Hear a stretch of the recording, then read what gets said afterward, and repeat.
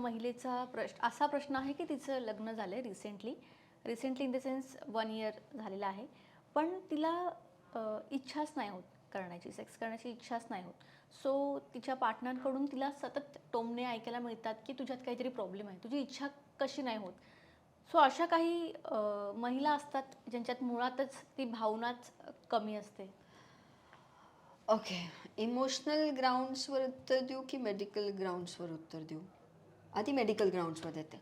C, sexual orientation हा खूप मोठा विषय आहे. सेक्शुअल ओरिएंटेशन म्हणजे मी स्त्री म्हणून जन्माला आली आहे, माझ्या शरीरात स्त्रीचे सगळे अवयव आहेत.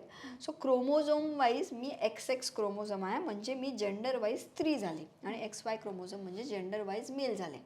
पण मग त्यानंतर येतं की do I identify myself? मी स्त्री म्हणून स्वतःला समजून घेते का, मला मी स्त्री म्हणूनच चालते का? त्यामुळे सेक्शुअल आणि what is that I identify in my self. त्या तिसरा महत्त्वाचा भाग असतो सेक्शुअल ओरिएंटेशन, की ओके मी स्त्री आहे, मला स्त्रीसोबत म्हणजे वल्वा ओनर ज्याला मी म्हणतो, योनी आहे माझ्याकडे, मला एका योनी ओनरसोबत सेक्स करायचं आहे, की मला एका लिंग ओनरसोबत सेक्स करायचं आहे, की मला सेक्सच नाही करायचं आहे, ज्याला आम्ही असेक्शुअल म्हणतो. मग हे झाले सेक्शुअल ओरिएंटेशन. हे वयाच्या टप्प्यात कुणाला खूप लवकर उमजतं, कुणाला खूप उशिरा उमजतं, कुणाला कधी कधी उमजतच नाही, असे खूप केसेस येतात माझ्याकडे. पण तुम्ही एका लग्नात आहात आणि तुम्हाला इच्छाच होत नाही आहे हे जेव्हा तुम्ही म्हणताय, then you need to take some professional help to understand what is your gender, what is your sexual preferences, what is your sexual orientation.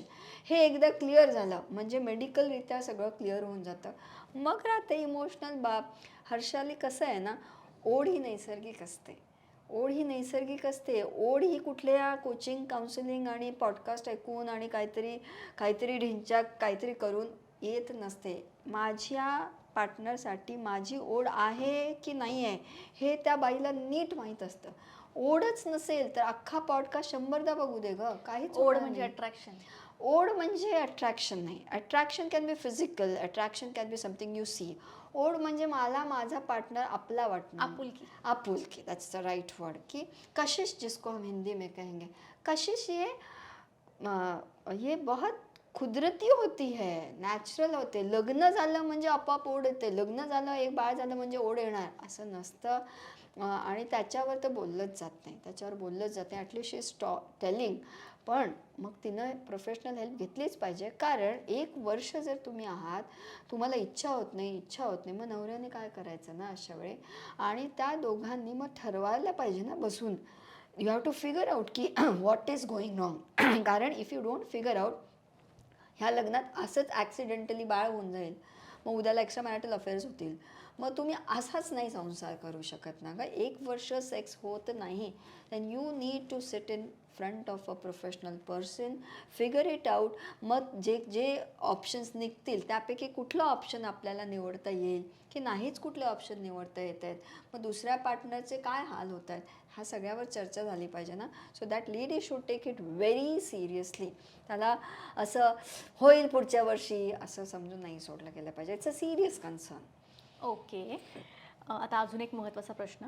तिचं असं म्हणणं आहे की एकतर तिचं लव्ह मॅरेज झालं, 1 वर्षानंतर लगेच बेबी प्लॅन केला. सो जेव्हा ती प्रेग्नंट होती तेव्हा त्यांनी केलाच नाही, कारण का त्यांना असं वाटलं काहीतरी वेगळं नको व्हायला. सो तेव्हा नाही केला. झाल्यानंतर बेबी झाल्यानंतर तर पूर्ण लाईफ.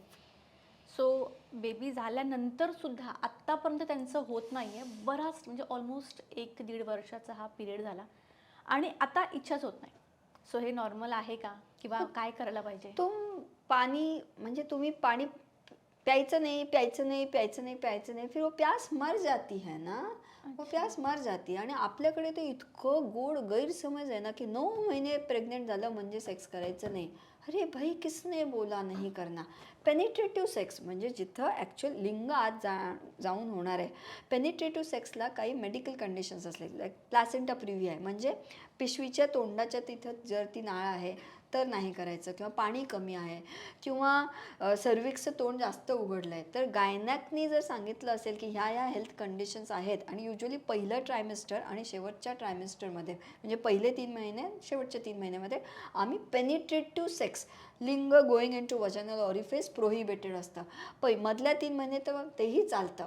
पण आता समजा मेडिकल कंडिशन्स काहीच नाही आहेत, तर व्यवस्थित सुखदरित्या केला पाहिजे. आणि नॉन पेनिट्रेटिव्ह सेक्स म्हणजे जिथं you giving a hand job, you giving a blow job, he giving you good orgasms. काही मेडिकल रिसर्च आहेत जिथं 9 महिने जर एका गरोदर बाईला व्यवस्थित ऑर्गॅझम्स येत असतील बाय क्लिटरल स्टिम्युलेशन, म्हणजे बाहेरच्या बाहेर, तर तिची नॉर्मल डिलिव्हरी होण्याचे जास्त चान्सेस असतात. कारण नॉर्मल डिलिव्हरी आणि ऑर्गॅझममधलं साम्य सांगते. नॉर्मल डिलिव्हरी म्हणजे काय होतं, कळा येतात, मग बाळ खाली येतं आणि मग बाळ बाहेर येतं, नैसर्गिकरित्या बाहेर येतं. आणि जर तुम्ही पिक्चरमध्ये पाहिलं असेल तर ते डॉक्टर येऊन एक सलाईन लावते, त्याच्यामध्ये आम्ही पिटोसिन नावाची एक ड्रिप टाकतो, म्हणजे तो एक सलाईन त्याच्यात टाकतो, त्याच्याने कळा अजून वाढतात आणि मग बाळ बाहेर येतं. That Pitocin or that oxytocin is the same chemical जे मला सेक्स करताना जर ऑर्गॅझम मिळालं असेल तर तेच सेम केमिकल रिलीज होता.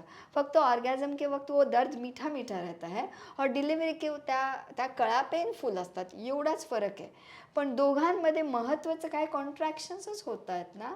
तर काही केसेसमध्ये तर 9व्या, म्हणजे आता बाई डिलिव्हरीला आली आहे, आत तिला कळा येत आहेत. काही वेब सिरीजमध्ये दाखवलेलं आहे, भारतात तर हे कोणाला मान्यच नसणार आहे, पण काही वेब सिरीजमध्ये हजबंड्सला शेजारी ठेवून फिंगरिंग करायला लावलेलं आहे, so that she gets good orgasm and she will have a normal delivery. आता हे सायंटिफिकली सिद्ध आहे. पण आपण ज्या संस्कृती, ज्या कल्चरमध्ये, ज्या कल्चरल बिलीफमध्ये, काहींच्या आया सांगतात 9 महिने नवऱ्याला जवळ येऊ द्यायचं नाही, मग दूधच येणार नाही, मग 9 महिने ते सेक्स वगैरे करायचं नाही, मग बाळाची आणि तुझी ओढ कमी होईल. अब ये बिलीफ का और सेक्स का कुछ संबंध है नहीं. 9 महिने जर तुम्ही नवऱ्यासोबत सेक्स नाही करत आहे, डिलिव्हरीनंतर पोस्टपार्टम डिप्रेशनचे खूप केसेस असतात, तिथं तुम्ही प्रोफेशनल मेंटल हेल्थ एक्सपर्टकडे जायलाच पाहिजे. पण तुमच्यामध्ये हार्मोनल बदल झाले ना, तुम्ही आई झाले, तुमचे सगळे हार्मोन बदललेत, पण नवरा तर बिचारा जिथं उभा होता तिथंच उभा आहे. मग त्यांनी नक्की काय करायचं ना त्या 9 महिन्यात, आणि नंतर तुमचं बाळ 1.5 वर्षाचं होऊस तर तो एकदा नॉक करेल, 2दा नॉक करेल, 3दा नॉक करेल, मग तोही सेक्सलेस मॅरेजमध्ये राहील. किंवा then people prefer going for paid sex आणि मग एक्स्ट्रा मॅरिटल अफेअर होतात. असं नाही झालं पाहिजे. सेक्स ही कृती अशी आहे ना ग, त्याची इच्छा कमी जास्त होऊ शकते. पण इच्छा कमी झाली म्हणून ते दुर्लक्षित करून ते बंद करून टाकायचं. कारण आजवर कधी ऐकलंय हर्षाली सेक्स नाही केलं म्हणून ह्या माणसाचं डेथ झालं? असं होत नाही ना. सेक्स नाही केल्याने कोणी मरत नसतं, पण सेक्स करत राहिल्याने नातं फुलतं.